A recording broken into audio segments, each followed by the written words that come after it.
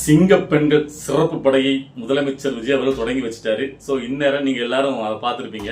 அதை பற்றி தான் இன்னைக்கு வீடியோவில் ஃபுல்லாகவே நம்ம பேச போகிறோம். இந்த வீடியோ பார்த்துட்டு உங்களுடைய கருத்துக்களை தெரிவு பண்ணணும் அப்படின்னு நினைக்கிறவங்க வீடியோவை அரைகுறையாக பார்க்காம முழுவதும் பார்த்துட்டு உங்களுடைய கருத்துக்களை தெரிவு பண்ணலாம். ஓகேவா? இதை பற்றி அதாவது சிங்க பெண்கள் சிறப்பு படை நாளைக்கு தொடங்கி வைக்க போறார் அப்படின்ட்டு இதனுடைய ஒரு விமர்சனத்தை நம்ம நேரத்தையே வச்சிருந்தோம். அது எல்லாருக்கும் தெரியும். என்ன கேட்டிங்கன்னா, அதாவது முதலாக விஜய் அவர்கள் அந்த தேர்தல் வாக்குறுதியை சொல்லும் போது, அதாவது பெண்களுடைய பாதுகாப்பை உறுதிப்படுத்தும் விதமாக ராணி வேலுநாச்சியார் படை உருவாக்கப்படும் அப்படின்னு தான் தேர்தல் வாக்குறுதியில் அறிவிச்சாங்க. அந்த மகளிர் தினத்தன்னைக்கு கரெக்டா? ஓகேவா? ஸோ அதனால அப்படி அறிவிச்சு நீங்க ஏன் பாத்தீங்கன்னா இப்போ அதை அறிமுகப்படுத்தும் போது தொடங்கி வைக்கும் போது அதை வேலுநாச்சியார் படையும் வைக்காம சிங்க பெண்கள் படையும் மட்டுமே வைக்கிறீங்க அப்படிங்கிற குற்றச்சாட்டை தான் நேற்று நம்ம விமர்சனமா வச்சிருந்தோம். ஸோ நான் அதை பத்தி நிறைய பேசிட்டேன் நேற்று. ஸோ ஆனால் திரும்ப நான் அதை பத்தி பேசணும் விரும்பல. ஆனா நான் அதை அப்படி ஒரு குற்றச்சாட்டை விமர்சனத்தை வைக்கும் போது இங்க உள்ள சில பேர் நீங்க ஜாதி வெறி பிடிச்சோன்னு நினைக்கிறேன், ஜாதியை நீங்க இப்படி பேசிங்க நினைச்சு கூட பார்க்கல, முதலமைச்சர் விஜய் ஜாதியர் கூட எல்லாம் சமங்கிறத பாக்குற, அதனால தான் அந்த வேலுநாச்சியார் வைக்க வேண்டாம் அப்படின்னு கூட அவர் நினைச்சிருக்கலாம். அப்படி இப்படின்னு ரொம்ப பார்த்தீங்கன்னா புத்திசாலித்தனமா இதோ நான் பார்த்தீங்கன்னா ஜாதி வெறி பிடிச்ச மாதிரி பேசுனீங்க. அதாவது ஒன்று நல்லா புரிஞ்சுடுங்க, ராணி வேலுநாச்சியார் படை அப்படிங்கிற பேரை நான் சொல்லல, முதலமைச்சர் விஜய் அவர்கள் தான் தேர்தல் வாக்கு சொல்லுது. அவரே சொல்லிட்டு அவரே ஏன் வைக்கல அப்படிங்கிறது என்னுடைய கேள்விக்குறி. நல்லா புரிஞ்சுக்கணும். அதாவது உங்களுடைய கொள்கை தலைவரா நீங்க ஒவ்வொரு தலைவரும் வச்சிருக்கீங்களே, அதுவே பாத்தீங்கன்னா ஒவ்வொரு சமுதாயத்தை ஓட்டுகள் நம்ம வாங்கணும் அப்படிங்கிற நோக்கத்துலதான். இதை மறுத்தீங்கன்னா உங்களுக்கு அரசியல் புரிதலே இல்லைன்னு அர்த்தம். ஓகேவா?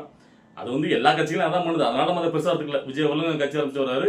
அதனால இப்போ வேலுநாச்சியார் வச்சுக்கணும் முக்குள சமுதாய ஓட்டுகள், காமராஜர் இருக்காங்கன்னா பாத்தீங்கன்னா நாடா சமுதாய ஓட்டுகள், அதுக்கப்புறம் பாத்தீங்கன்னா அஞ்சலி அம்மல வச்சீங்கன்னா வன்னிய சமுதாய மக்கள் ஓட்டுகள், அப்புறம் அம்பேத்கர்னா தலித் சமுதாயம், அப்படி பெரிய இப்படி ஒவ்வொருத்தருக்கும் ஒவ்வொரு காரணங்களா வச்சு நீங்க பெரிய பெரிய சமுதாயங்கள் தமிழ்நாட்டிற்குடைய ஓட்டுகளை வாங்குற விதமா தான் அதை வச்சிருக்காரு. சோ அப்படி இதெல்லாம் வைக்கும் போது முதலமைச்சர் விஜய் அவர்களுக்கு தெரியாதா? சோ அப்படி வச்சுட்டு நீங்களே சொன்ன வார்த்தையை நீங்க இப்பயும் வைக்காம போறீங்க. இப்ப மட்டும் தான் உங்களுக்கு அது ஜாதி பாகுபாடு தெரியுதா அப்படிங்கிறது என்னுடைய கேள்வி. ஏன்னு கேட்டீங்கன்னா, இப்போ அவங்க வைக்காம போறதுக்கு பின்னாடி அவங்க கூட இருக்கிற அழுத்தத்தின் பேர்ல இதை வைக்க கூடாது. சோ நான் என்ன கேட்கிறேன்னா, இதை வைக்கல சரி விடுங்க. இனிமேல் நீங்க எந்த ஒரு திட்டத்துக்கும், அதாவது காமராஜர் கல்வி உறுதி திட்டம் சொன்னீங்களா, காமராஜர் கல்வி உறுதி திட்டம் நீங்க வைக்க கூடாது.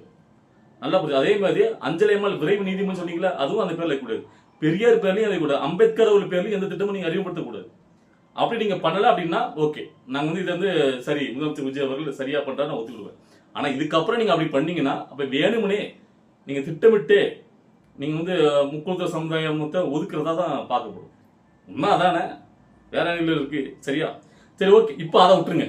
என்ன பேர் இப்போ வச்சா பெண்களுக்கு ஒரு பாதுகாப்பு நடக்குதா அதை பார்க்கலாம்ப்பா அப்படின்னு நினைச்சீங்கன்னா அதை நான் ஒத்துக்கிறேன். ஓகேவா?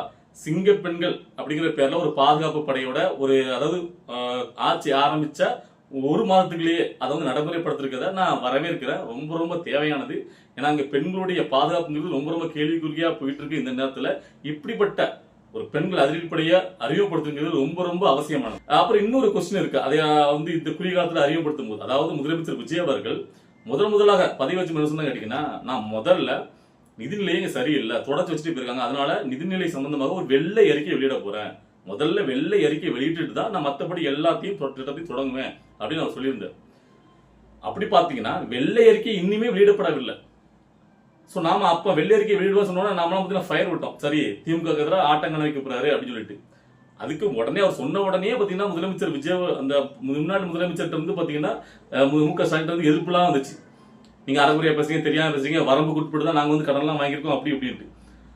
ஆனா இவர் சொன்னதை செய்வார்னு பார்த்தா வெள்ளை அறிக்கை இன்னுமே வெளியிடப்படவில்லை. நீங்க வெள்ளை அறிக்கை மத்தவங்க மாதிரி அப்ப சொல்லிட்டு சும்மா நீங்க அதை கடந்து போறீங்களா அப்படிங்கிற ஒரு கேள்விக்குறியும் எழுது. ஏன்னா இப்ப நீங்க ஒவ்வொரு திட்டங்களை செயல்படுத்திட்டு வாரீங்க. ஆனா இன்னைக்கு முதலமைச்சர் விஜய் அவர்கள் சொல்லும் போது இந்த சிங்க பெண்கள் சிறப்பு படைக்கு பாத்தீங்கன்னா 354 கோடி ரூபாய் இதுக்காக செலவிடப்படும், இதுக்காக தேவைப்படும். ஓகேவா? அப்படிங்கும் போது இவ்வளவு கோடி ரூபாய் திட்டத்தை செயல்படுத்தும் போது இந்த வெள்ளை அறிக்கையை வெளியிட்டு ஏதாவது சொன்னார்னா அது கரெக்டா இருக்கும்ல அப்படிங்கிறக்கானே இது. சரி ஓகே, இதுக்கப்புறமாவது வெள்ளை அறிக்கையை வெளியிடணும் அப்படிங்கிறதா நம்முடைய கோரிக்கை. சொன்ன மாதிரி செய்வீங்க அப்படின்னு நம்ம நம்புறோம். ஓகேவா? சரி ஓகே, இப்போ முதலமைச்சர் விஜய் அவர்கள் இந்த விழால பேசுனதை நம்ம பத்தி பார்க்கலாமா? அதாவது முதலமைச்சர் விஜய் ஸ்டார்டிங்லேயே சொல்றாரு, அதாவது இந்த விழா எனக்கு மனதுக்கு நெருக்கமானது. ஏன்னா நம்முடைய பெண்களுடைய பாதுகாப்பை சம்பந்தப்படுத்தி இந்த ஒரு திட்டத்தை இவ்வளவு குறுகிய காலத்தில் நம்ம செயல்படுத்துறோம். அது பாத்தீங்கன்னா ஏன்னா எப்பவுமே பெண்களுடைய பாதுகாப்பு தான் ரொம்ப ரொம்ப முக்கியம். அதாவது நம்ம ஏற்கனவே சொல்லியிருந்ததான், அதாவது பாட்டிலிருந்து குழந்தைகள் வரைக்கும் நம்ம எல்லா தரப்பட்ட பெண்களுக்கும் பாதுகாப்பை உறுதி செய்யணும்னு. அது தேர்தல் வாக்குறுதிக்காக மட்டும் கிடையாது, அது நிஜமாகவே நான் செயல்படுத்துவேன். ஏன்னா பாதிக்கப்பட்டு இருக்க ஒவ்வொரு பெண் குழந்தைகள் பெண்கள் வரைக்கும் எல்லாம் பார்த்தீங்கன்னா நம்ம வீட்டு நம்ம குடும்பத்தில் உள்ளவங்க, அவங்களுக்கு ஏதாவது நடக்கும் போது எனக்கு பதறும்ல. ஸோ அப்படி சொல்றாரு. அதுக்கப்புறம் இதுக்கு முக்கிய காரணம் என்னன்னு கேட்டீங்கன்னா போதைப் பொருள். சரியா? இந்த போதைப் பொருள் ஏதோ வந்து பாத்தீங்கன்னா நம்ம ஆட்சிக்கு வந்து மே 10ஆம் தேதி வந்து ஸ்டார்ட் ஆனது கிடையாது. இது ரொம்ப காலமா இருக்கக்கூடியது. இதை வந்து தடுக்க தவறியது யார் உங்களுக்கு தெரியும். ஸோ அதை வந்து தடுக்கணும். அதான் முக்கியமா பாத்தீங்கன்னா இந்த பிரச்சனை காரணம் போதைப் பொருள், பெண்கள் மேல இருக்கக்கூடிய பாதுகாப்பு, சட்டம் ஒழுங்கு, இந்த மூணையும் நம்ம சரி பண்ணணும். ஸோ அதுக்காக தான் பாத்தீங்கன்னா இப்ப நம்ம அதிரடிப்படையா இந்த ஒரு திட்டத்தை நம்ம அறிவுப்படுத்துறோம். இதன் மூலமா பெண்களுடைய பாதுகாப்புங்கிறது 100% சரி செய்யப்படும் அப்படின்னு நம்புறேன். அதாவது 0 டாலரன்ஸ்.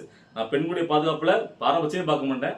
அதை நான் சாஃப்டா சொல்லிட்டு நினைக்காதீங்க. தப்பு பண்ணீங்க அப்படின்னா கடுமையா இருக்கும் தண்டனை. அதுல வந்து எந்த இடத்துலயும் பாத்தீங்கன்னா நான் வந்துட்டு அதாவது ரொம்ப சிவியரான ஆக்ஷன் எடுப்பேன் அப்படிங்கிறத சொல்றாரு. அதுல முக்கியம் இன்னொரு பையனுக்கு குறிப்பா சொன்னார். அதாவது நம்ம சிவியரா ஆக்ஷன் எடுக்கிறோங்கிற பேர்ல தப்பான யார் மேலேயும் பாத்தீங்கன்னா நம்ம வந்து நடவடிக்கை எடுத்துடக்கூடாது. அதுலயும் உறுதியா இருக்குங்க.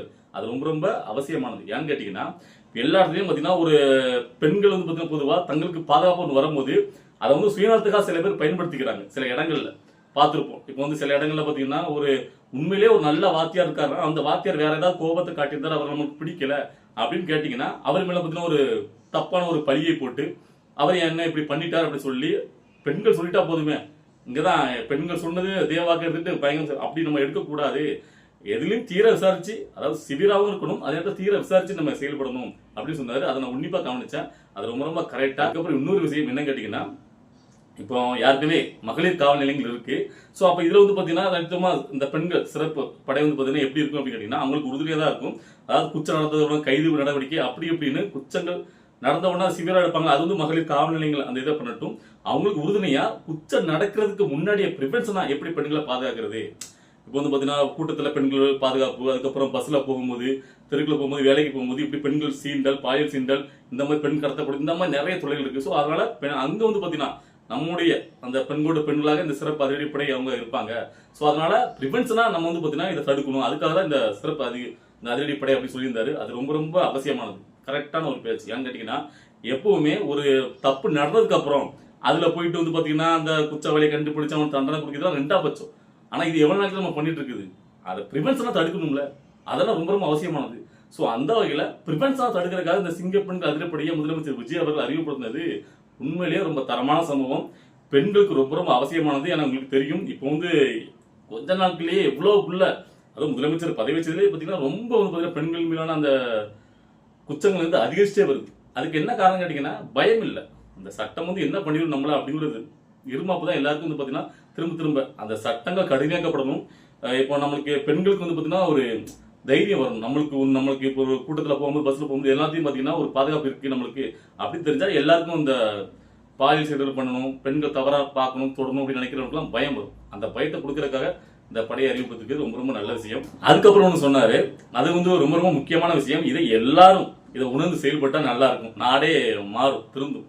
என்ன கேட்டீங்கன்னா இப்போ வந்து நம்ம பெண்களுடைய பாதுகாப்புக்காக இப்போ வந்து பாத்தீங்கன்னா நம்ம ஒரு சிறப்பு படையை நம்ம தொடங்கி வச்சிருக்கோம். ஆனா இதன் மூலம் மட்டுமே எல்லா தீர்வும் கிடைச்சிடாது. இந்த சமூகத்துல சமூக ஒழுக்கம் வேணும், தனி மனித ஒழுக்கம் வேணும். ஒவ்வொருத்தரும் தனி மனித ஒழுக்கத்தோட இருந்தா குற்றங்களை குறியப்படுத்த முடியும் அப்படின்னு சொன்னாரு. அது 100% கரெக்ட். ஒவ்வொரு மனுஷனுக்குமே தனி மனித ஒழுக்கங்கிறது ரொம்ப ரொம்ப அவசியமானது. ஓகேவா? அதை வந்து முதலமைச்சர் விஜய் அவர்கள் இன்னைக்கு சொல்லியிருக்காரு. அதை கொஞ்சம் புரிஞ்சுக்கிட்டா எல்லாருக்கும் நல்லது. ஏன்னா அது இல்லாம தான் இங்க நாடு நாசமா போயிட்டு இருக்கு. அது வந்து அதை வந்து ஏன்னா இவங்க வந்து எதுவுமே சொன்னா அன்பா சொன்னா கேட்க மாட்டாங்க. கடுமையான சட்டங்கள் மூலமா தான் அதை அடக்க முடியும், அதை கொண்டு வர முடியும். சரியா? அதன் மூலமாக இன்னைக்கு சிங்கப்பெண்கள் அதிரடிப்படை தொடங்கி வச்சது நல்ல விஷயம் தான். இதுல இன்னொரு மாறுபட்ட கருத்துக்கள் என்ன கேட்டீங்கன்னா இது ரொம்ப நாளா நான் சொல்லிட்டு இருந்த விஷயம் தான். அதாவது இப்ப இதுக்கு முந்தின காலகாலமா இருக்கக்கூடிய திராவிட கட்சிகள் தான் இந்த போதைப் பொருள் நடமாட்டத்தை அவங்களால கட்டுப்படுத்த முடியல. ஓகே, இப்ப நீங்க வந்து பாத்தீங்கன்னா முதலமைச்சரா நீங்க டேக் ஓவர் எடுத்துட்டீங்க. நான் கேட்கிறேன், நீங்க நினைச்சா ஒரே ஆர்டர்ல தமிழ்நாட்டுக்குள்ள இந்த போதைப் பொருள் நடமாட்டத்தை கட்டுப்படுத்த முடியுமா முடியாதா? கஞ்சா ஒழிக்க நினைச்சா முடியுமா முடியாதா? ஏன்னு கேட்டீங்கன்னா எவ்வளவோ டெக்னாலஜி வளர்ந்த நம்ம இதுல நாட்டுல நீங்க நல்லா பாருங்க. ஒருத்தன் ஒரு போதை பொருளை பயன்படுத்துறான். இப்ப கூட ஒருத்தனை விற்கிறான், சேல்ஸ் பண்றான், போதை பொருள் அவங்களை பிடிக்கிறீங்கல்ல, அவனை போட்டு நொங்க அடிச்சா அவன் யார்கிட்ட வாங்கினான்னு தெரிஞ்சிடும். ஸோ அவன் யார்கிட்ட வாங்கினா இப்படி நம்ம பிடிச்சு போனாலே இங்க யார் விற்கிறா, அது யார் உள்ள கொண்டு வரா, இதெல்லாம் ஈஸியா நீங்க வந்து பாத்தீங்கன்னா அதை கேட்ச் பண்ணிட முடியும்ல. அப்போ இது யார் பின்னாடி இருந்து மாஃபியாவா செயல்படுறாங்க, தமிழ்நாட்டுக்குள்ள இது வந்து விற்கிறாங்க. ஸோ அப்ப இதெல்லாம் வந்து பாத்தீங்கன்னா உங்களால கண்ட்ரோல் பண்ண முடியாதுன்னு நினைக்கிறீங்களா? ஸோ அதான் என்னால நம்ப முடியல. ஆச்சரியத்தை கையில வச்சுட்டு இருக்க நீங்க, அதாவது இன்னைக்கு வந்து பாத்தீங்கன்னா சுய ஒழுக்கமா இருக்குன்னு சொல்றீங்கல்ல, ஆனா இதே நீங்க வந்து ஆட்சிக்கு வரதுக்கு முன்னாடி முன்னாடி முந்தின அந்த ஆட்சியாளர்லாம் பயங்கரமா விமர்சிக்கல, இதை பண்ண முடியல. ஆனா அது வந்து பாத்தீங்கன்னா அவங்களுக்கு ஏகப்பட்ட வட்டங்கள் ஆட்சியில வந்திருக்காங்க. ஸோ அதனால அது ஓகே. ஆனா நீங்களும் இப்போ வந்து சுய ஒழுக்கத்தை நம்ம கட்டுப்படுத்துங்கிறது சொல்ல கரெக்டான விஷயம் தான். ஆனா ஏன் இதை வந்து ஸ்ட்ரிக்டா உங்களால வந்து செயல்படுத்த முடியாதுன்னு நினைக்கிறீங்க? அதாவது ஒரு ஆட்சியாளர் கையில தான் இப்போ இவர் இருக்காருல்ல, அன்புமணி அவர்கள், அவர் ஒரு தான் சொல்லுவார். அதாவது நான் முதலமைச்சர் ஆனா அப்படின்னா ஒரே கையெழுத்துல நான் வந்து பாத்தீங்கன்னா அந்த டாஸ்மாக மூடிடுவேன், போதைப் பொருளையும் நான் வந்து நிறுத்திடுவேன் அப்படின்னாரு. ஸோ அதான் இப்போ ஆட்சியத்தில் உங்க கையில இருக்கும்போது இந்த போதைப் பொருள்னு அவ்வளோ பெரிய ஒரு விஷயமா அதை வந்து உங்களால கண்ட்ரோல் பண்ண முடியாதா? இப்போ ஒருத்தமோட தப்பை நம்ம வந்து கண்ட்ரோல் பண்ணுறது தனி மனித ஒழுக்கத்தினால தான். ஆனால் போதைப் பொருள் உள்ள வர்றது, கஞ்சா விற்கிறது, இதெல்லாம் ஃபுல் ஸ்டாப் வைக்க உங்களால முடியாதான்னு கேட்குறேன், டெக்னாலஜி வளர்ந்த இந்த யுகத்தில். ஸோ அதுக்கு நீங்களும் பார்த்தீங்கன்னா மக்கள் நல்லா, ஏன்னா முக ஸ்டாலின் அவர்கள் இப்படி தான் பண்ணுவார். என்ன கேட்டிங்கன்னா, அதாவது மக்கள் எல்லாரும் பார்த்தீங்கன்னா ரொம்ப வந்து பார்த்தீங்கன்னா நீங்கள் எப்படி இந்த போதையின் பக்கம் போகக்கூடாது, இந்த வழியில் போகக்கூடாது, நீங்கள் வந்து படிக்கணும், நல்லா இருக்கணும், அப்படி இப்படி அட்வைஸ் பண்ணுறதுங்கிறது வெளியிலேருந்து மற்றவங்க சொல்லலாம். ஆட்சி அதிகாரத்தை கையில் வச்சுருக்கோங்க அப்படி சொல்லக்கூடாது. அவங்க வந்து ஆக்ஷன் எடுத்துடணும். நான் சொல்கிறது புரியுன்னு நினைக்கிறேன்.